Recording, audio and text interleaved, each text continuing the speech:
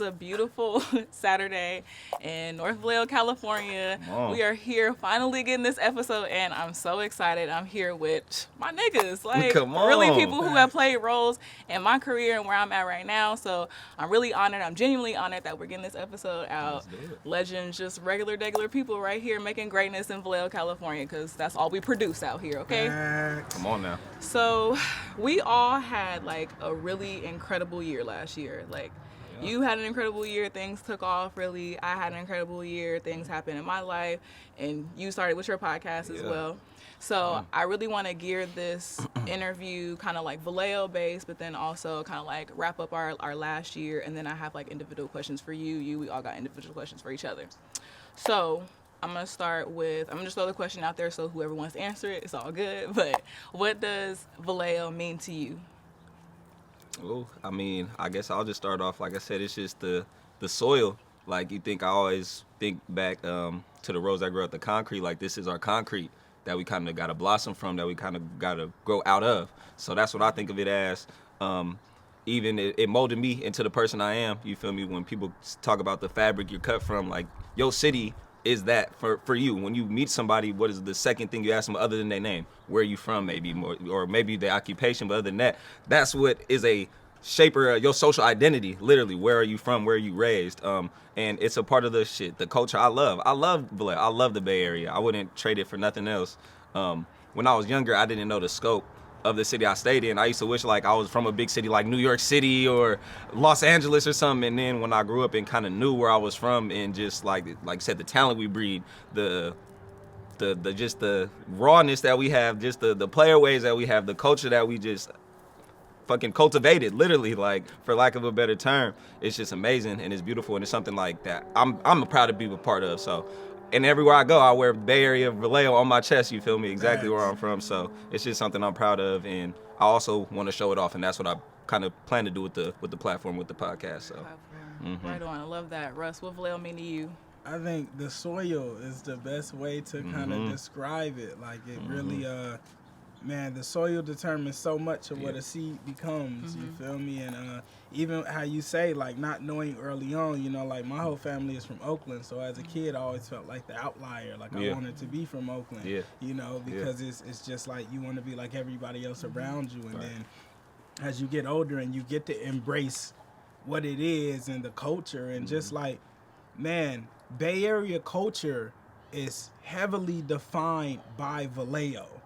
Terminology, say that. Culture, dancing, like, bro, Dre and 40 came from Vallejo. Come on. Half the culture came from Dre and 40. Here, like, this is an undeniable thing. Your favorite rapper's favorite rapper is E40. When you think of the greatest songs to come out the Bay, and you do Thizzle Dance and Feeling Myself, these are Vallejo songs, you feel me? Like, we played a tremendous part in defining the culture, and it's just like a stamp. It's our heart. Like, we wear that shit on our chest like a badge, you know? Prideful for that.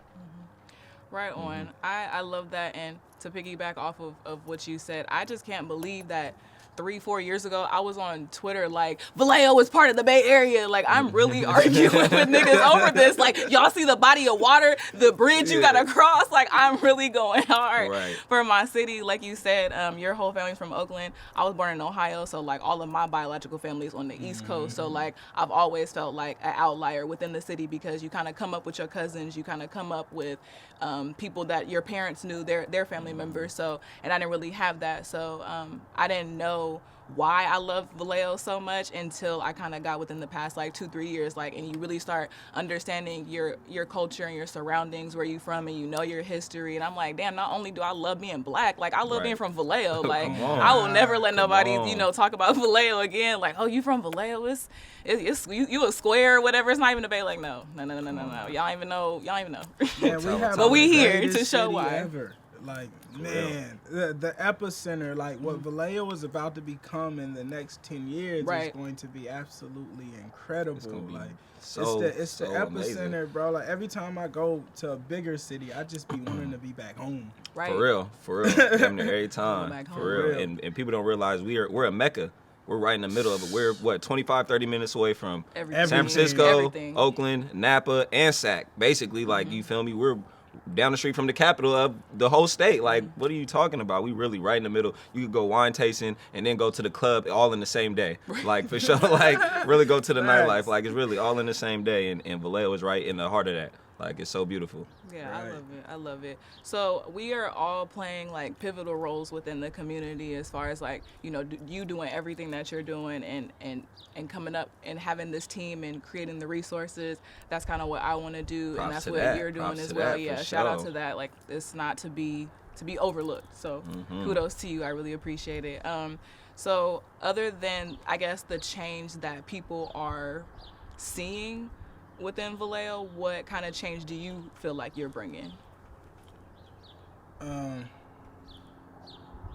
Everything you said, you know, resource and access and capital and just ideas and opportunities here that hasn't existed. You know, if I look back at the past 2-3 years here before we start doing what we were doing, there wasn't much of an art scene. I don't ever remember going to shows or doing live sessions or niggas outside creating, like, ever. You feel me? Like, my entire life here, it didn't even exist. Right. It was very nice. I mean, they had like art walk and shit, but it never felt like us. Right. Ever. It never It felt was very like us. secluded. You couldn't pull up and it's like, yo, you know, so it didn't exist. So I feel like I've really created and nurtured something here that is new. You feel me? And the impact of that is going to be for decades to come.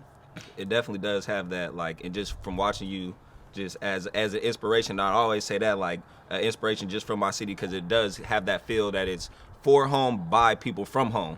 Facts. Like, and that's where the genuine, the authenticity comes through and it shines, to where you don't even gotta say it, people just feel it. You feel me? So, and that's something that, like, you cultivated. Me personally, what I'm trying to do with the platform is just promote it, like, show it off. That's all I be saying. Like, that was my main kind of beginning point, was like, damn, I love a lot of shit of my city.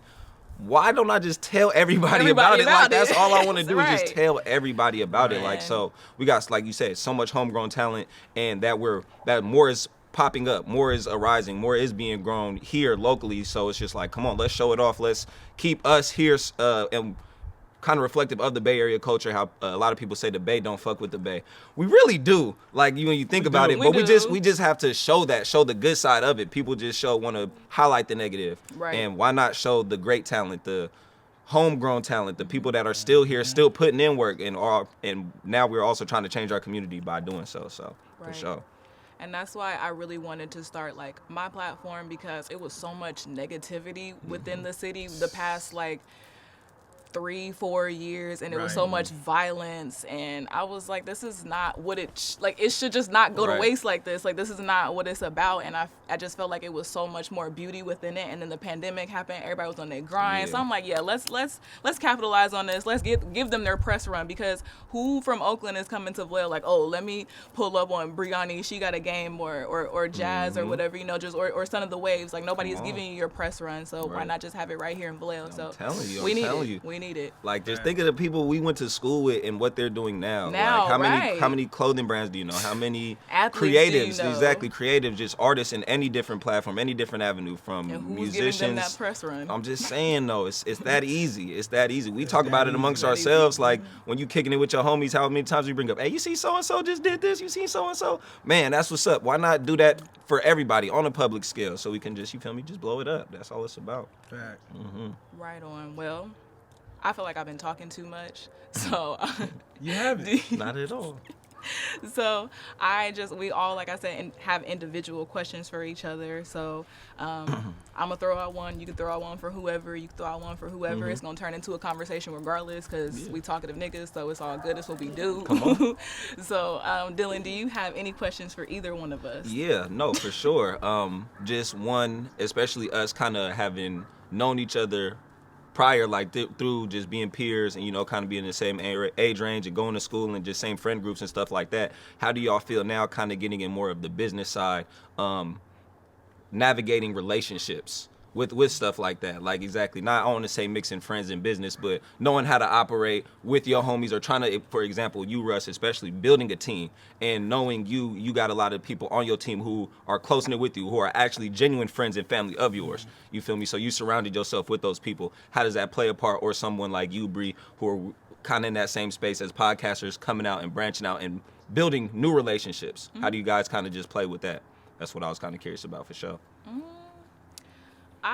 So as far as like family and friends, I'm gonna go to my family first. Like for something, I think when you think about your circle, you're like, okay, who do I know in my family? Because you might think you can trust them the most. So it's just like, okay, maybe I can have this person handle the camera. This person probably run my social media. Maybe this person could sell some T-shirts. Like you just kind of think of that, but it hasn't worked for me yet. But it's just really about, I guess, the further I went in my career and what I'm trying to do, it just attracted. So whoever didn't work out, every time I tried to reach out to somebody or whatever, it just didn't work. And then the more I went into my field and I was doing what I need to do, then people were reaching out and then things just kind of come. That makes sense. That makes that's sense for sure. the way I've been able to build relationships. I'm still kind of like not all the way there, but and I don't really have like a full team just yet. But so it's just been me. And if it's like, if you don't want to fuck with it, then you just don't want to fuck with it. Like it's all good. You know, no love lost. Everybody got their own little business and stuff, so nobody's entitled to me or nobody's entitled to work with me, but that's just what it is. So I want genuine people, so it'll attract. Yes. I mean, I've cultivated similarly. Like everything is completely natural and organic, because like she says, if your car break down and you just sit inside of it, no one helps you. Because they don't know. They don't know you have something, you feel me? The moment you get out and start pushing your shit, that's when everybody, you'll had a whole block out trying to get you to the gas station because you put that effort in. So that's how it was for me. Like, I've just always done what I wanted to do. And everybody around me just kind of came in within that, you know, like my mama and my sister now even be in the garage working and helping out on shit, because it's like, this is what we doing. You feel me? If you're going to be here, just jump in. You feel me? It's less of a business. It's like, I really don't, you know, for me, business is when I'm dealing with outside people. With my niggas, I'm just with my niggas, you feel me? It ain't no business. I'm just with my niggas, you know? So I don't really have to mix the two until I go outside of my own people. And I remember even like seeing recently just what you've been posting on the content exactly. If you don't have an agreement where it's face to face and we don't need to even talk about paperwork or none of this other stuff. I don't trust you already. Exactly. We don't even gotta take it there. Bro, we don't even gotta take it there. No, that's real talk though. That's real talk. And another thing I just kind of wanted to throw out, and we kind of touched on it earlier, but I just wanted to see y'all vision of it as well, because within like the midst of this pandemic, honestly, I feel like the media and news also focuses on a lot that we've lost, as far as like businesses and stuff like that. But it's also has birthed a lot of new creative talent, and in the last year or so, I've seen people just start brands, start businesses, start different ways of creating content, making new content, just being inventors literally of anything. So where do you guys see that having its role in Vallejo, or just in the Bay Area, more closer to home? Where do you guys see that playing out? The people who have like businesses and stuff, if we really was like super serious, we could take over the city. Like if we just was like, all right, I'm gonna work with you, we're gonna figure out a way to cultivate together, we can knock out the gentrification that's about to come. But it's not gonna happen until we all come together and we see like the power. You got to find people to actually love Vallejo. Like a lot of people don't love Vallejo, so a lot of people was happy to leave. A lot of people aren't even paying attention to what we got going on with our foodie features and don't even care about what we got going on in Vallejo. So you kind of have to get people to be like, hey, this is what it is, this is why it's important, and this is why it's going to be important for 10, 20 generations year to come. Very so true. It really starts with just coming together, figuring out why it's important. I think that shit's like music. Like, no one cares until you make them. You know, like, no one wants to give you a deal until you do something and make them. And that's how it is with the city. Like, you know, the instant we have a venue and niggas come in here to perform and we throwing festivals and all these events, that's when everybody's going to be like, I want to go there. And bro, before these lives, like, we have people coming from different cities pulling up to the garage. Ain't no nigga ever came to Vallejo for nothing, you know? Like, what's in Vallejo? Me?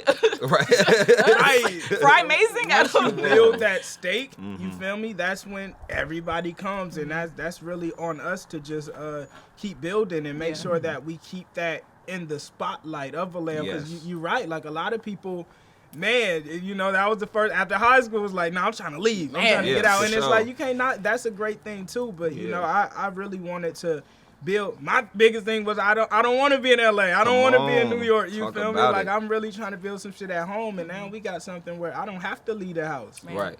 And that, I mean, that just makes sense entirely, because when you hear of or just know celebrities or rappers or stuff and where they're from, you automatically know what's associated with that city. Like being from Atlanta, we know the names of strip clubs in Atlanta now. Like, who do we care? Like, look, anything just from rappers and shit like that. So, that's very true. No, that's very true. Right. But, like little shit like that. I didn't know that. So imagine if people when people hear Russ, they know, okay, where he from. They know he likes a Buzz Burger or something like that. X, Y, and Z. So for sure. That's cool. And just the last kind of topic I wanted to throw out, which was very fitting as I sit with two GOATs. The GOAT just retired, Tom Brady. Well, speculated retired today, which was very just ironic. But the first word that I think about when I think of just that particular athlete is longevity.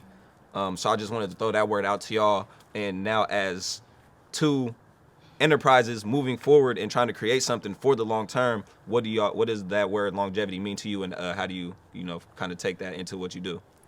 You want to take that one? Man. Because it's easy to look back in retrospect, feel me? I think longevity forward, is, based on impact. Like, you can only build something sustainable if it's impactful. You know, like Uber has longevity because they impacted 1 million people. Yeah. I was telling someone earlier, they were like, mad at the whole streaming and shit like that. And I told them, I said, the streaming, Spotify and Apple is a tool.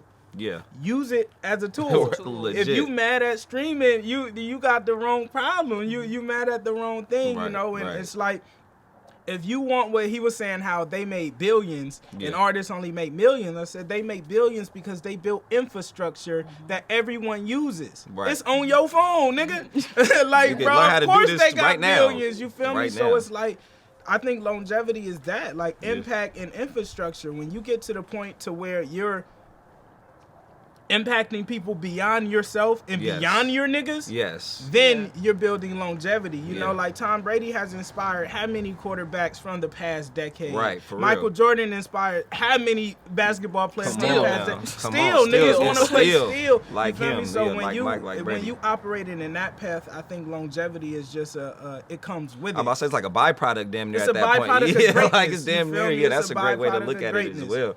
To really focus about it, because like I said, it's easy always to look back and reflect. You feel me? After a long while, but even projecting forward, what do you try to do to achieve that? But I like that perspective. Like, just do you, and it's gonna come with it. Everything else is just gonna track with it. So man, it will. And it's crazy. Like, you can tell people what you gonna do to you black and blue in the face. Like, I have told people about this podcast. I have quit my job over this podcast. I have built a studio over this podcast, and people still ain't hopped on, but they will, because I will eventually make noise, and I'm gonna keep putting stuff out. So you can just tell people, but you just gotta show them, and it'll be impactful. It has to be impactful, and that's what's gonna make people want to invest in you and turn yourself into a stock, because it's just like, I'm gonna get a return on it, that's what it is. That's what it is.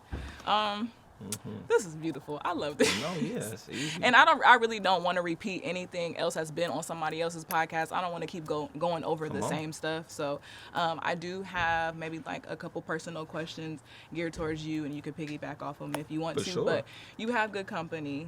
We've talked about good company and what they do. You have your mom that popped you out. You got your sister who you was rapping with back in the day. Talk about it. You got Yaya on the audio. You got Tessie behind the camera. You got Millie who do everything that she do. You got Tieta who does the social media. Like, what is it that, why is it so important that there's so many women, the women representation on your team in such a male dominant field? Why is that women's representation so important? There we go. Man, I mean, I also have Fonnie and Chow. Okay, that's cool. We're going to get to talk about them. But I wanted to specifically point out the women. Like, right, shout out the women. Man, I just think they're just more detailed and She ain't lying on that one. That's big facts. Bro, you feel me? Like, I just love being around women in general. And I grew up with all sisters. So it's like, just naturally, me coming up, I was always around women. I think that just naturally correlates. But, I mean, I think it's just easier to work as well. Like, Males just have natural ego. It's like, Yeah. period. You feel me? Facts. That's Yeah. just a natural Facts. response. Yeah, I think all the women on my team are just like fucking great. Like great, you feel me? Yeah. Like I don't know, it's just great. Like I was laughing last time because I was like, if it was up to me, Lance and Fonnie, a lot of shit wouldn't be getting done. You Yeah. feel me? Like Yeah. Right. it's just a different energy. Like feminine energy just cultivates differently. Like I wouldn't be who I am as a man Right. if I didn't have women around me. You feel me? Like nigga, I was lost. Come on. Like Come you on. just like you just it's just a different type of cultivation. Yeah. Like you know, if you look at a garden that a woman grew and you look at a garden that a nigga Talk grew, you about might it. it might look a little bit differently. Talk You about feel it me? for sure. I don't know what it is, you feel me? But it's the energy. Like I think you have to. Like when I go anywhere and I see teams without women, it's Yeah, it's weird. it's all. We just had a shoot the other day and it was no women, it was all men, and it was a very just interesting energy. You feel Yeah. me? Like it's Yeah. just not the same. Yeah. Nah, for real. I experienced that literally in the workplace where it was mainly the management were all women. And then when I kind of came and got along, the company kind of shifted and more males were kind of moved up in those type of positions. But and the females even vouched for it, was like, okay, now the energy is like much more balanced because when it was all women in there, it was just a lot of Cattiness. yeah, it was just the tension was a lot different in there, like you feel me? So, but and to piggyback, it's just that's what I kind of think of as the feminine energy, just that balance that it brings to anything and everything. Like you said, from Everything. a garden to a home cooked meal. A man is gonna eat a chicken bone, you feel me, with no vegetables and some rice. Like you feel me, like that's it. But you feel me, a woman can make a house a home and stuff like that. So no, that definitely plays a major role. And you also appreciating it and exactly using that on your platform, and you also highlighting that because in the industry you're in as well, podcasting, that shit is difficult. And I know kind of the support and where you get it from, and that has been a little different. But like I said, that balance is just essential, and it just makes for just overall better content and overall better success, in my opinion. So Give it up for women, man. Give it up for women. love them. It's right on. I'm glad we got that question out of the way because, and it's funny that right after I came up with that question, I get on Instagram and you posted the picture with all the T-shirts and the ones that you're selling now and where it's priceless. And you had your sister, you had your mom, Come you had on. Tessie, and you had Yaya. I was like, wow, like I'm onto something. Right, that changes the buying experience as well. Like Yeah. it's not just men in all the products. Yeah, it's like I see hips, I see booty, I see muscles. Like Yeah. it's a whole variety. So I see calves. So, Come on. so it's all a thing. Bringing it on. You also talked about, well, I'm gonna hold off on you. I'm gonna switch to Dylan because I just asked you a question. Bet So Dylan, and we're friends, right? Yeah. Okay. All right. Cool. I would like to Yeah, think I'm about to so. say, yeah. I would like to think we homies. Right on. Yeah. And we just started working together this summer, and Facts. I really admire you because you started early in the year. You were like, I'm just gonna do this, and you've been consistent with it every week. You still work full time, and we do our foodie features every week. Yeah. So where did you get this spark from, this motivation? Like outside of like Vallejo, but just like the motivation to be like, That's a good we're question. working. That's a great question. It was just something. I also feel like I'm a person who doesn't finish a lot of things. So when I started doing the podcast, which for one, like I said, shout out to you as well for also inspiring me because you were one of the first to do it for sure. So once I started, which was literally in the midst of the pandemic as well, just like, hey, I got time, found the resources, found I could do it with kind of what I had around. And the main thing was like, I don't want to fall off, like, because the vision for it, I was like, I couldn't allow myself to do so because I'm gonna feel more bad when I stop than if I didn't even start or try. But once I get it going, then the wheels just kept rolling. Things fell into place. Like I was able to attract somebody like, shout out to Rio Real Productions, my boy Mario, Shout out Mario. who literally, I was 4 episodes in and he seen it, was like, hey, I edit, I could do this for you, and it turned up into being a relationship, and now we're over 40 episodes in. Like that's just how. Thank you for sure. Consistency. Like and you feel me? I ain't So even got 40 episodes, so that's what's up. hey, like it's a I challenge, really admire that. but like you said, just consistency, and you just see the little things just add up. add up positively. You feel me? You just see the little things add up, and you're like, okay, who would have thought? Would have never thought I would have had 10 views. I'm expecting so much lower, and then when your expectations get superseded or even brought back to reality, it's just a wake up call, and it either force you to do more or give up, and it's just like, what you gonna do? And one thing that kind of early in the process, especially like when I had you on the show, is just like that, what we talked about, that feeling. Like legit, after we recorded an episode or after I recorded or had a guest on, when I started getting them on, it was a feeling I got. Like, not the end result. I don't give a fuck how many views this get. Like, it was just a feeling of getting somebody on, having that conversation, and that's what I like keep doing it for, chasing that feeling, like chasing that kind of itch. You feel me? But it's just been amazing, and then taking it to the next level, linking up with people who I know who care about something I care about. Y'all care about the city, so why not promote what y'all doing? We love food. We love Vallejo. That's literally how we linked up. We was like, you do a podcast? I got a podcast. Like, and we was like, we was like, shit, let's run it. And now, like, we're starting season 2. I'm about to make a year in next month. Like, you feel me, on the 24th. Like, for sure, appreciate it. So it has been major. But like you said, it's not done, because I've seen how much I've grown. It's like you could grow so much more now. So much more. Like, you've seen what you've accomplished with what you've had, so why not keep going? And then as what you accumulate more, watch how you explode. What was your biggest obstacle? That was one of my questions. Biggest obstacle. I mean, I could speak kind of monetary wise, as far as like space, equipment, stuff like that. So like monetary wise, that's always going to be an obstacle. I feel like that's never going to go away in certain aspects. Like, you're always going to need better equipment to elevate your product at the end of the day. But also literally was that the mental, just that mental, that drive. Once I got into like 20 episodes in, it was dude, you got to get these notes now. It's not, you feel me? It's not like, I want to. It's like, you got to. So just also, once I kind of manned up, I won't say manned up, but kind of stood up through those slumps and was like, nah, you're not going to let yourself do that. RP to the late, great Kobe, one of his quotes, I believe, don't lie. If you tell yourself you're going to do something, do it. Don't lie to yourself, if anybody. Like, you feel me? If you love yourself, you care about yourself, don't lie to yourself. So every time I told myself I'm going to do it, like, deal, this Thursday you need to do X, Y, Z. Do it, because if not, you just like cheating yourself. You lying to yourself. You feel me? Like, and that's the last person you want to lie to. You wouldn't lie to your mom, your parent. You feel me? Your siblings, the people who you care about the most. So that's your self love. That's your self care. Don't cheat yourself. So that was the one. But you get inspiration from your peers, my peers, the people around me. That was one thing. Seeing Gary put out music, seeing Dead Stock DP put out products, seeing my boy Big Ant have a whole vintage variation brand. It was just like, damn, y'all doing this, like, and y'all not stopping. Y'all not stopping. Like, what the fuck? Like, with kids too. Some of us got kids and like, and still doing it. Our whole own lives, exactly. Which, like, I know I got a whole plate, but we all in the game of spinning plates. You feel me? Everybody got this plate they got to spin and hold up in that one. So. It's just inspiration and motivation at the end of the day, but that was one of the biggest obstacles, was the internal more than the external stuff, because the internal will psych you out from even trying to get the external right. You feel me? Because I have resources around me. Right. I can't see them if I'm not, clear up here. So that was the hardest part for sure. Yes. Well, do either one of you have a question for me so far? What was your biggest obstacle? Come on, talk about it. In growing this,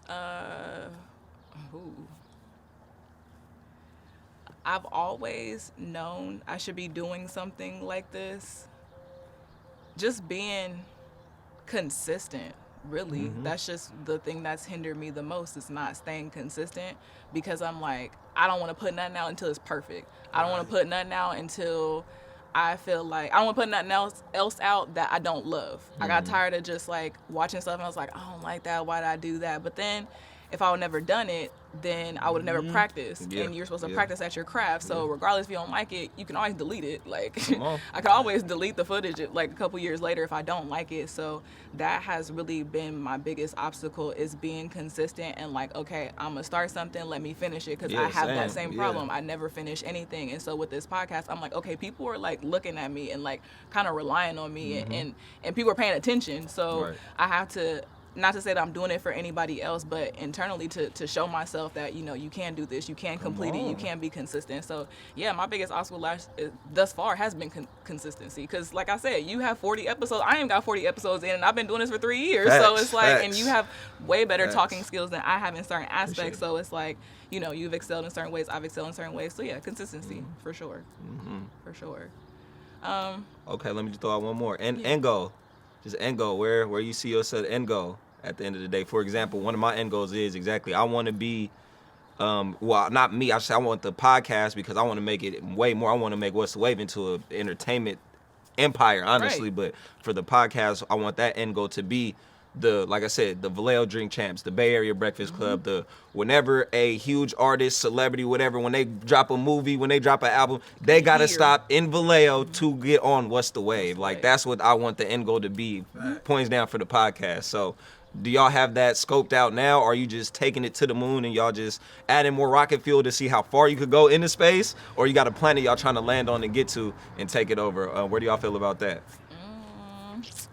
My end goal is really to create resources because we don't have resources. A lot of people have talked mess about me because, like, my friends, like, why are you selling Vallejo? Why don't you go here, move to Atlanta and go try this? Like, no, then what am I going to be like, what's up, Atlanta? I'm Podcast BRI. We pulling up to Joe's Crab Shack. They like, who are you? Like, and not to say it's impossible, but they're going to be like, who are you? And if I'm doing it here, like, I grew up here. I know the food, resources right here. It's your soil. Nobody else is doing it. soil. So, and we don't have nothing here for the youth. Like, at least I had the Boys and Girls Club a little bit when I was doing cheerleading. Like, I went to the sports center a couple of times, but as far as, like, resources for stuff that I wanted to do, like, it's not here. So why would I go to another place who has a bunch of resources and try to, get into that entity when I could just start it right here? Like, so that's my end goal, just to bring resources. I'm not tripping off the money. It's just the Like resources. I'm with that and too. the I'm legacy. with both of y'all now. I'm ready to buy the city. Like, that's I'm what I'm ready to that's one buy of the my city, questions, bro. too. Like, fuck that. Wait, Who trying to what's buy the first thing fairgrounds? you Like, gonna who's do? selling fairgrounds? What's up? Come on. What's the first thing you gonna do when you buy Vallejo?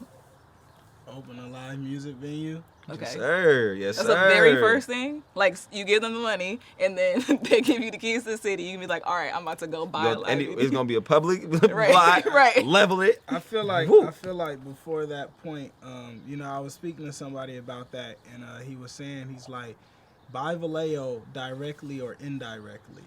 So my goal is to just buy as many establishments and put my pieces in as many places as possible. Yes, so sir. even if I can't buy it, I have it. I Yes, have sir. my stake here. You feel me? Like, having that stake And here every- is so important. man, That's the it's vision, for pivotal. sure. We have no stake in selling the anything house. here. You feel me? So like that, my goal is like monopoly, just as many as I can in Come on. every way. You feel Yeah. me? Just simple as that. Hell yeah. We've talked about before, maybe a couple years ago, about you getting into politics. Do you still want to do that? No.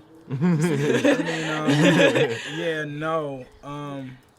No, I think that I can make the greatest impact just where I am, Talk without about it. any rules or walls around me. Like, Right. I can literally do anything I want to. Yeah. Like one of my end goals is just to like change as many lives as Yeah. I can while I'm here. You Right. feel me? And I feel like the best way for me to do that is unrestricted. Like, Yeah.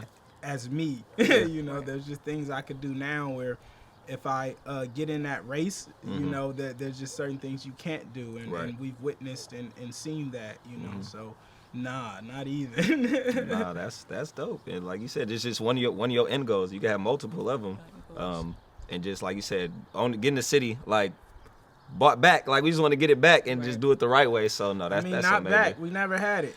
Whew, talk about it. Talk I don't about feel like it. I ever had Yeah, it. that's very true. I was like, wait, Never had back. it. Who Right. had it? We Poor never terminology had it, on that you one know? for So sure, it's yeah. just like going forward, like, this is our chance to kind of get stake. Like, this is the first time we've had people from Vallejo really building infrastructure and becoming successful and not leaving. So, man, it's really a pivotal time for real. us. Like, man, all the people in Vallejo who's like getting actual money and actually doing something, it's very pivotal for us to invest that into the schools and invest that into actual infrastructure, because we have everything here but just no systems. Like as a kid coming up, for me there was no extracurricular to where you learn like a trade. Man. Right. Like you couldn't go nowhere and go learn how to use cameras and shoot and shit, Right. which you should use natural from experience. But when you have people building that, it just becomes a possibility. It's very hard to be what you don't see. Yes. Facts. You know, like if you Facts. never, and that's with anything. What is it? Exposure leads to expansion. Like you feel me? You just got to expose Bro, these kids to everything. I never, like growing up, I never, I don't remember ever meeting a lawyer or a doctor like within my network. Like nigga, we had insurance, man. Right. But I didn't want to be that Hey, nigga. the military comes to the school in high school. We got the for military real, you feel come me? and do Like, a whole so little when presentation. when you don't see that, Real it's shit. very hard for you to set your sight and be like, Yeah. oh man, I'm going to shout out the insurance man. No, he a cool nigga. You feel me? But I didn't want to sell insurance. You feel me? But it's just it becomes very, and that's for anything. Just like becoming a man and growing into yourself. It's like when you don't witness or experience something, it's very hard for you to even create it in your mind. Right. You know that's a possibility. So we really have to do a better job of creating that infrastructure and letting people witness it, like full on. Like you know, we've had people make it from here, but you don't see them. Right. Yeah. You don't see I don't them. know where you feel they me? at. Like we're outside all the time. Come on. You gonna see me on my bike. You gonna see me picking up mail. Right. You gonna see us at the park playing frisbee. Come on. Just Like seen y'all at the in restaurant the other day. You gonna Exactly, see us in you yeah, feel me? Like we're yeah. actually here, and to see anyone get to a certain pinnacle here, and then you actually get to see them Kick and it shake with their them hand like, and hey. bro, Right. that shit is different, and we don't have it. We've had That's what plenty it of people is, make yeah. it from here, but They It gone. makes, The it makes visual- people, yeah.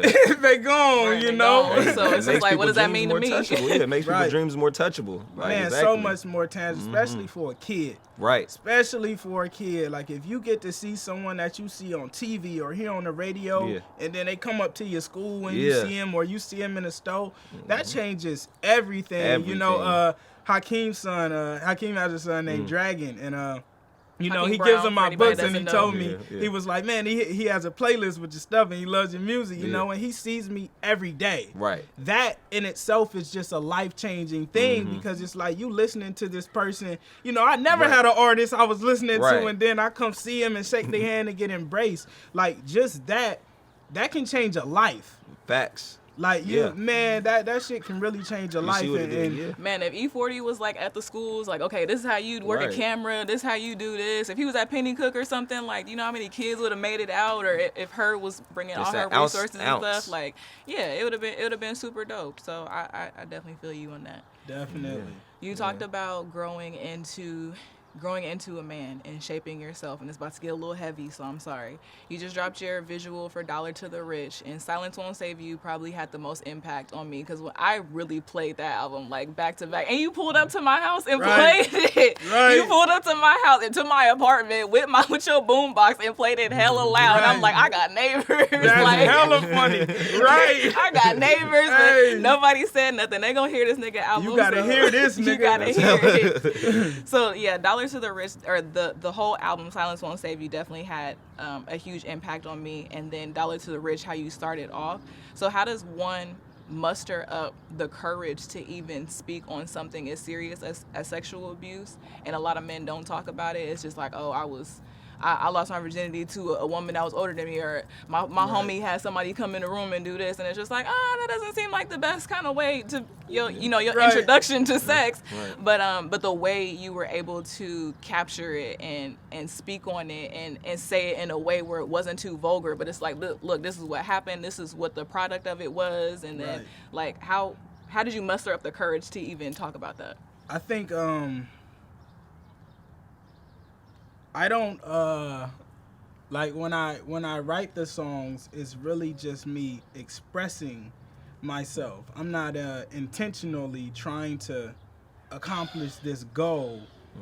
So that was really me just clearing my heart. I think, you know, there's a point that you get to in life with anything where it's like if something builds up, you know, it's either you release it or that cap bursts and it does damage, you know, more damage. So I think it's just that releasing aspect. You know, I'm like when you kind of stand forth and go after something first, it's very hard for it to hurt you anymore, or it be utilized against you, or anything. So I think that's just me kind of standing in my power and being able to be acceptive and just open, you feel me? And that video was really dope because there was so many people in the comments like, oh man, I can relate to this story, I can relate, but they've never said anything, so I really take it as an honor to be able to be like vocal and just express, you feel me, express and give people that release and that leeway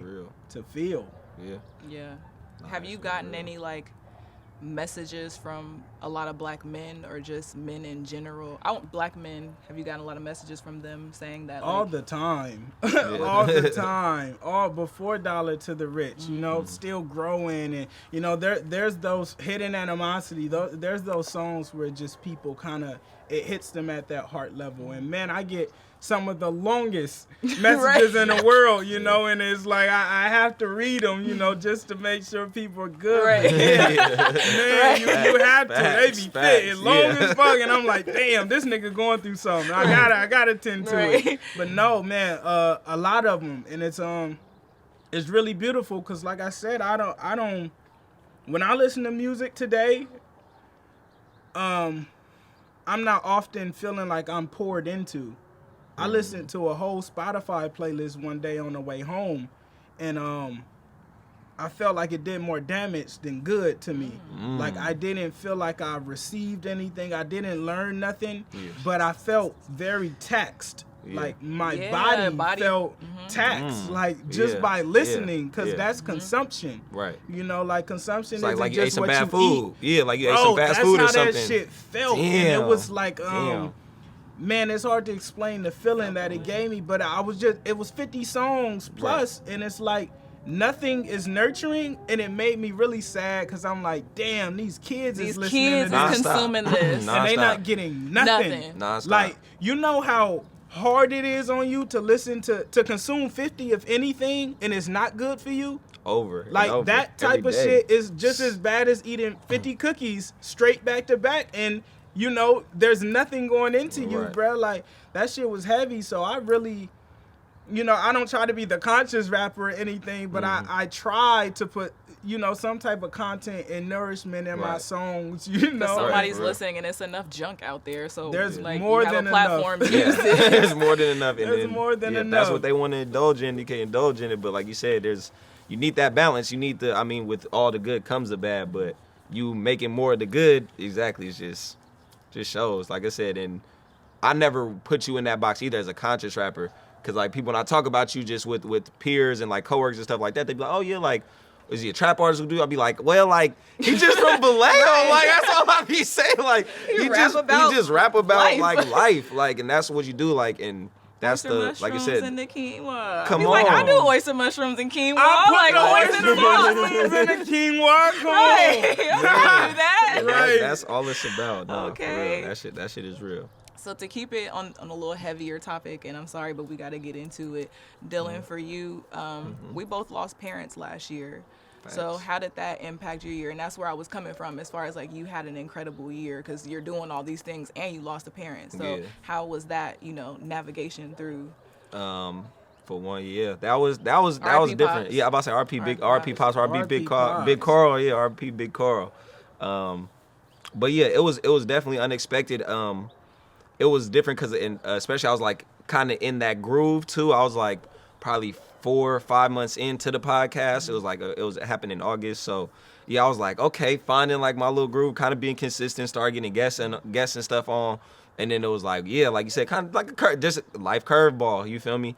But it wasn't too unexpected to the point where it was just like, damn, like for example, people who lost young and healthy parents to like COVID or something like that, to where it was just like, damn, my parent was sick and a week later they not here, you feel me? So I'm blessed to at least know, like, I not want to say seen it coming, but like it was signs to see like that might have been the way things were trending. But at the end of the day, nobody's ready for that. Nobody kind of can expect that, kind of anticipate that. But it just kind of also gave me a sense of reflection of the people around me. of course you have those questions and you question yourself of you in that relationship, and of course the stuff you could have done, couldn't have done, maybe on the other end of the spectrum, or on the other end of the telephone, what they could have done. But at the end of the day, I'm still thankful because one main person, my brother, we have different dads. And he lost his dad a couple years ago. But the main thing, he had a far different relationship with his than mine. So he was just like, hey, you got good memories with your pops, bro. Like little stuff like that. And I was just like, like certain sayings that just push it in perspective. So, and I was just thankful for the support I had around me. Like, because when you lose somebody, that's the main thing that makes you feel alone. And that's a hard feeling for a lot of people. And people, it's hard for them to shake that feeling. But the support I had around me from friends and family and just through that process just helped it be easy and helped me be able to focus on what I need to focus on. And then I kind of rock me all the way off my center of gravity. You feel me? Because then you kind of are able to help see the good things and turn that moment or turn what was in that relationship into what is now a new relationship with that person, honestly. So that's what it is for sure. But yeah, it was, like I said, it's hard though. It was hard though, for sure. And shout out to you for one of those people being there, being supportive and stuff, and even sharing it. Like I said, I kept that at under my vest for a minute. Right. Like I didn't really tell nobody like until I seen you in person. Like I didn't really nothing like that. So oh dang. yeah. Why So, are we like, here? Like, right.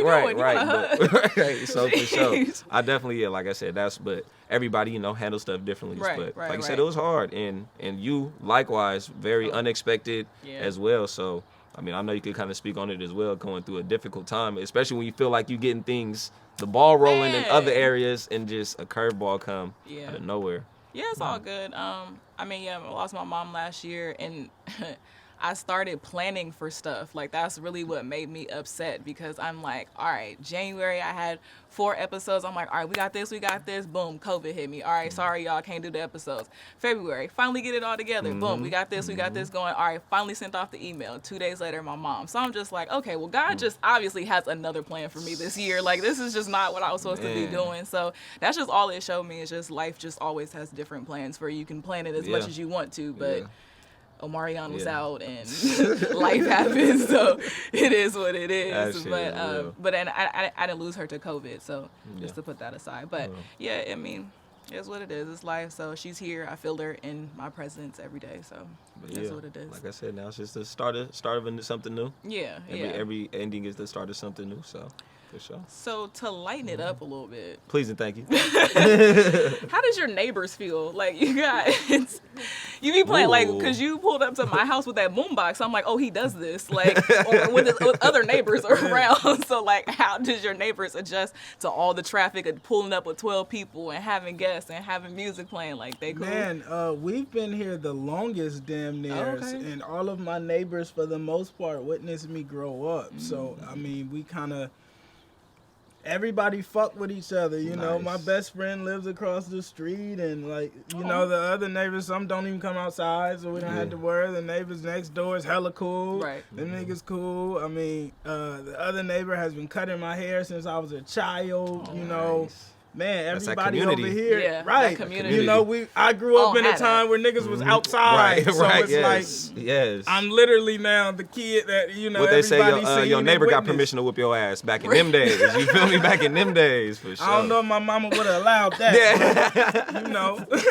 She seemed like she was right there. But yeah, no, everybody's really cool for the most part. Like, we don't, we don't really have any complaints. I mean, if we did, we probably keep doing the same shit, you know.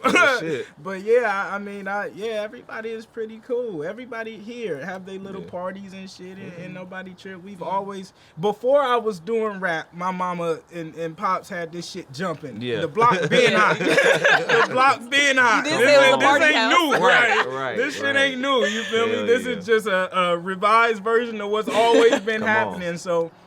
You know, I mean, these niggas used to have speakers in the front yard, big ass speakers in the front yard. Come on, right? You feel me? It's like, nigga, we all having a party today. It's our party. It's our party today. Right. That's funny. Right. That's hella funny.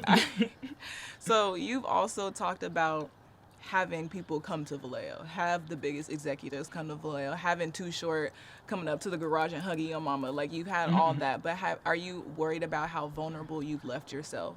And I don't want to make it too negative, but we know that some people, tragic things happens in their own hometown. So are you a little worried about it ever?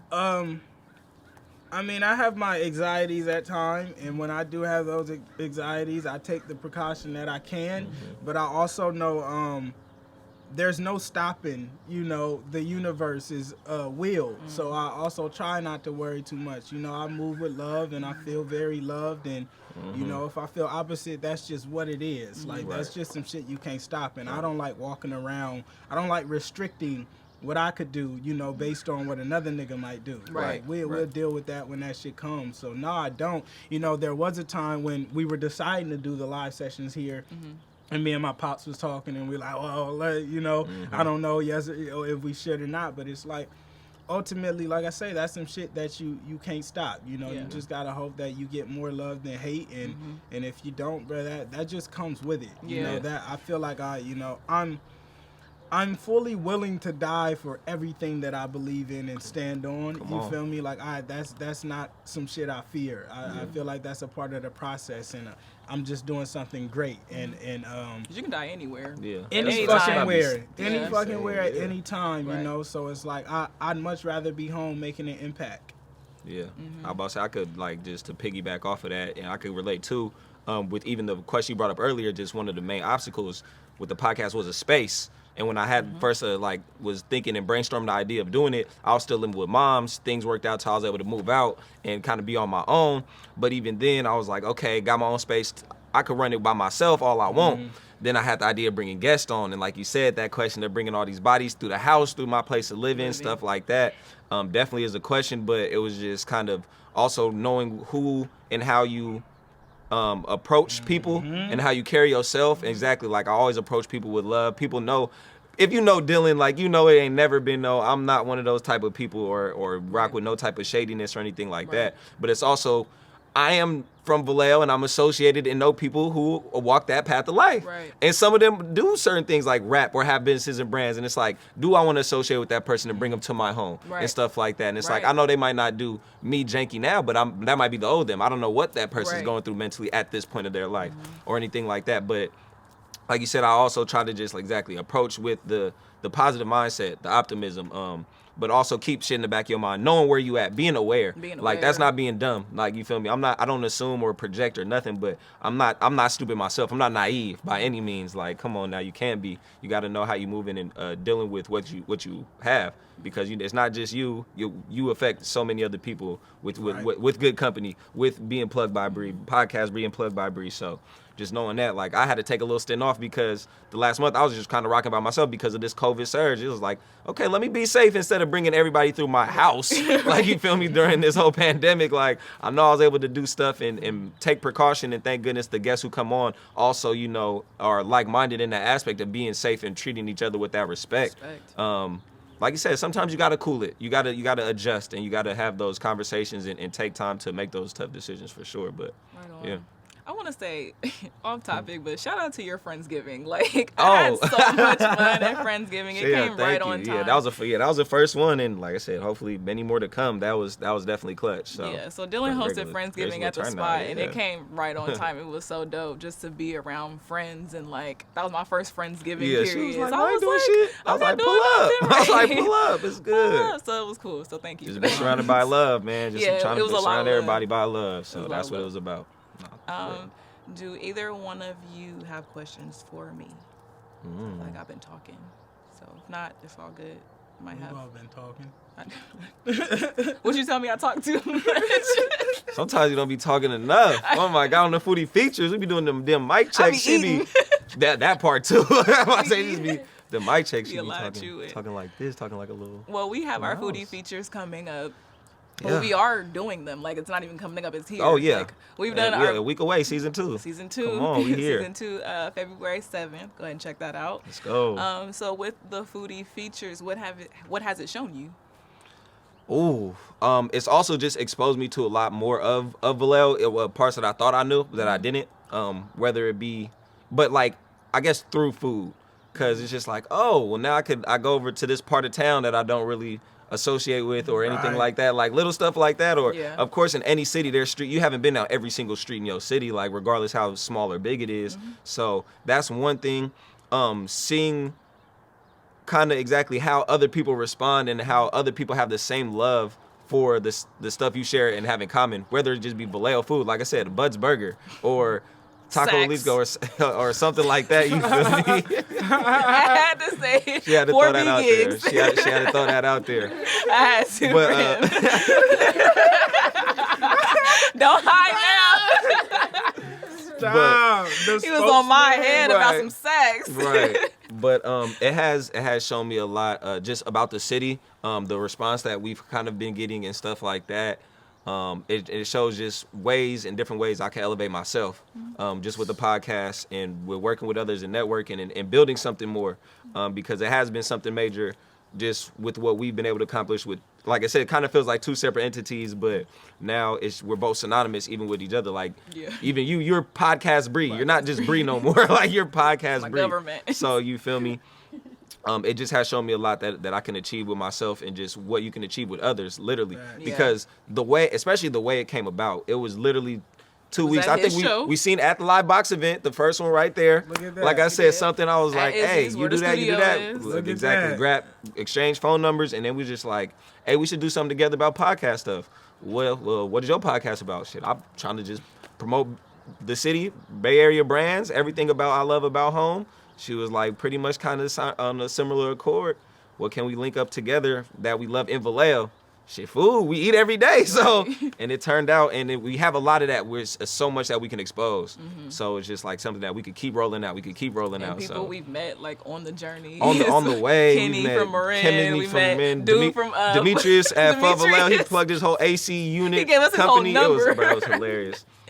But it's been great. We got free food. Shout out Maya's Thai House for sure. Sunshine. Maya's Thai House. They gave us some great. free Chinese broccoli with some pork belly. They gave us free teas. Thai iced tea. And They let us dine in. And they let us dine in. They let us dine in the whole thing. Literally all off the love. All off the Yeah, love. it was lit. It was Right, lit. wild. And Sunshine Smoothies. Shout out Sunshine. They Shout out plugged me Sunshine. too. For sure. So, Yeah. and it's just like the feedback and the response has been great. And people be like, oh, I love going there. That's my go-to spot. And it's like, come on, what? That's beautiful. Let's tell everybody about Tell it. everybody, Come on. share it. Come on, share that Share shit. it. So, Share it. We and got it's something just to put on. just so much more. Just so much more to come. So, Right on. definitely. What about yourself? What has it taught you? Huh? What have you That learned I since can doing do the it. Foodie Features? That I can be consistent. on. Like that's the only thing I've been consistent on since I started this, because I'm being held accountable. It's not just me anymore. Like it's you. Like you're waiting on me. You know, like I'm definitely like way more creative. I'm always hitting you at weird ass times. Like I got an idea. Very more structured, I would say, definitely.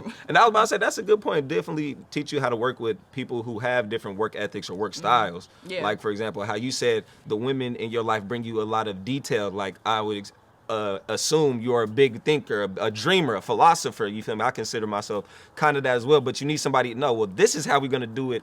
Brick by brick, instead of just be like, well, I got this house I'm just trying to build. You feel me? I got that. I was like, all right, well, let's work on the blueprint. Like, no, I already know what I want it to look like though. But but it shows the balance, and we've been able to play off of each other very well. Yeah. And like you said, it's taught me more about myself. Be like, okay, deal with now. You need to be more prepared. You need to be more routine in certain things. And then I hope I've also taught you to be more flexible and be more open and just be like, let's just rock with it this way. Let's do what we can with what we, you feel me? Let's cook with what we got. You feel me? Like I said, we made lemonade out of tomato paste. So we were about to say like people say if life gives you lemons, make lemonades. You sure? Man, we make lemonade out of anything for real. Like I said, we make it out of all. Yeah. We just work with what we got, but we just make an amazing dish out of it. So, but yeah, so.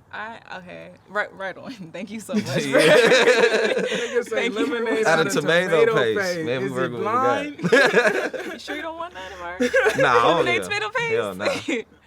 Right on.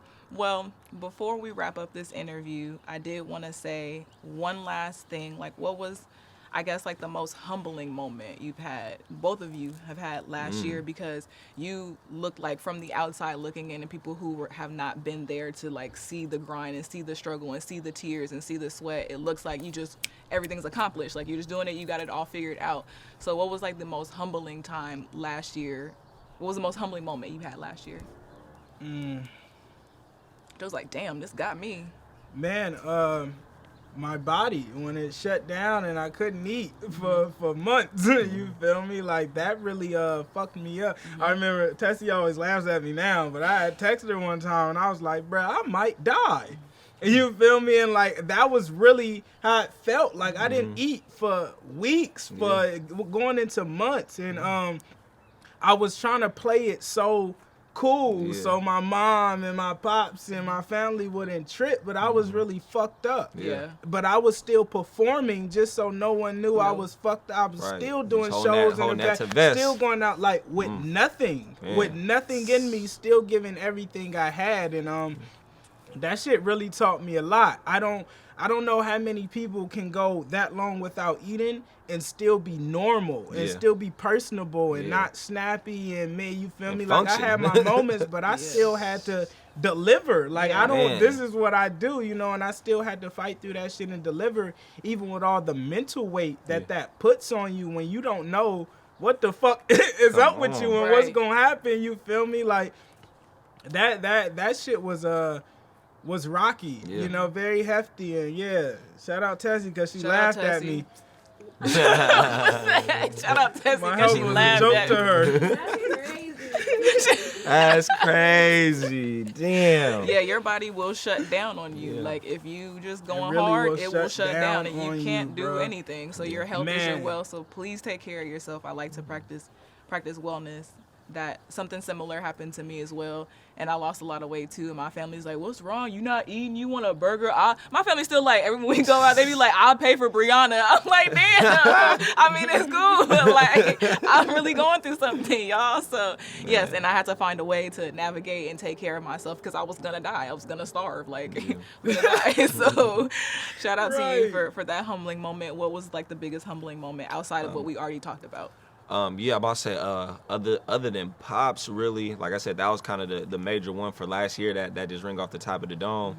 But other than that, it was just kind of, honestly, moving out. That was, because I was literally at the beginning of last year. I moved out, started the podcast, became a full-time sales manager at the job doing the thing. And then it was just like, okay, you're here, buddy. You're like kind of, I hate saying I'm grown because I'm always growing. But it was just like, okay, you got another leaf on you right now. Like, you here. So it was just kind of, yeah.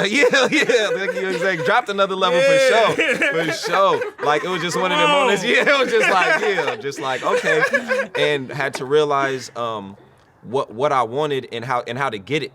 Really, like how to cultivate the space that I wanted. It's not just like I be hating when people be like, I can't wait to be rich, or I can't wait to be able to do this. I be like, man, how you gonna get there? Like, because if you tell me you're gonna do something but you can't tell me how, I'm at that point now in my life where it's just like, okay, I want this, but now deal, tell yourself how you're gonna do it.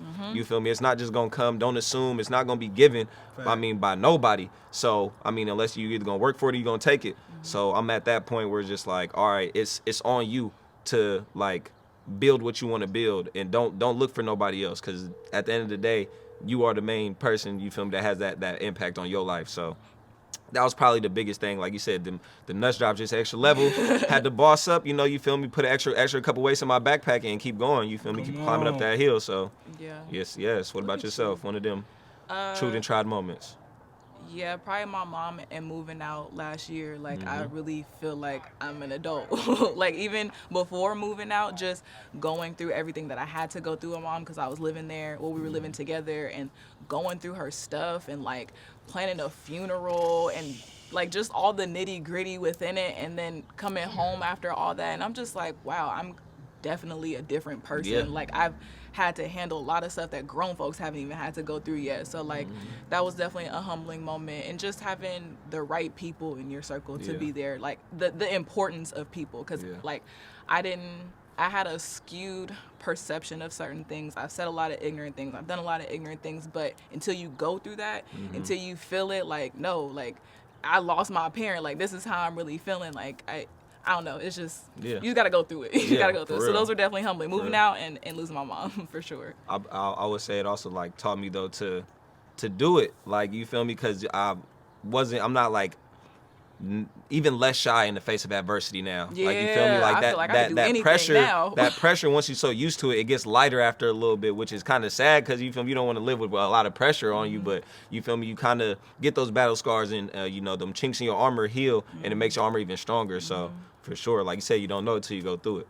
Yeah, right on.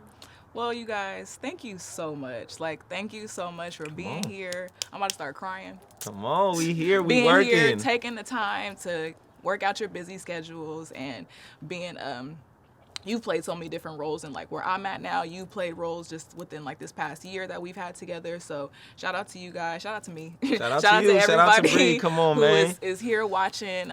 It's top of the morning, y'all. It's top of the morning. We Let's right go. here in Vallejo. So go ahead and check out the live sessions. Good company. LARUSSELL. I'm Podcast Bree. Top of the morning Tuesdays. Every Tuesday. We got What's the Wave Wednesdays. Every Wednesday. So go follow him. And y'all, we're out of here. That's good. Thank We out of here? Yeah. We're out of here. I